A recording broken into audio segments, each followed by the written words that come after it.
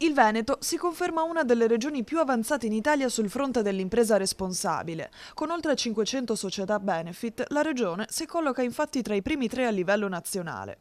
Secondo l'ultima ricerca nazionale, alla quale ha partecipato anche l'Università di Padova, le province più attive sono Vicenza, Treviso e Padova, trainate da distretti produttivi dinamici e orientati all'innovazione. Il professor Paolo Gubitta, docente dell'Università di Padova, ci aiuta a capire di cosa stiamo parlando. La società Benefit è un istituto presente dal 2016 nel nostro ordinamento che permette a una società a responsabilità limitata o a una società per azioni di aggiungere alla propria ragion d'essere, generare valore per chi rischia, per gli azionisti, per i soci, anche la possibilità di aggiungere degli impegni in statuto, dentro lo statuto che è la carta costituzionale dell'impresa, impegni per la società, il territorio e le persone. Dallo studio emerge come queste imprese investano più delle altre in obiettivi sociali e ambientali, migliorando al tempo stesso clima aziendale, relazioni con il territorio e competitività sul mercato.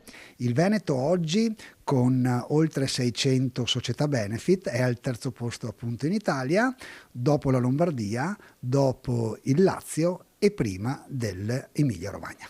La scelta di diventare società benefit nasce prevalentemente all'interno delle organizzazioni e con un obiettivo ben preciso. Con un'azienda lo fa perché autenticamente pensa che combinare l'agire per generare valore economico e l'agire per avere un impatto nella società e nel territorio siano due posture, due modi di operare che possono essere mantenuti sotto lo stesso tetto.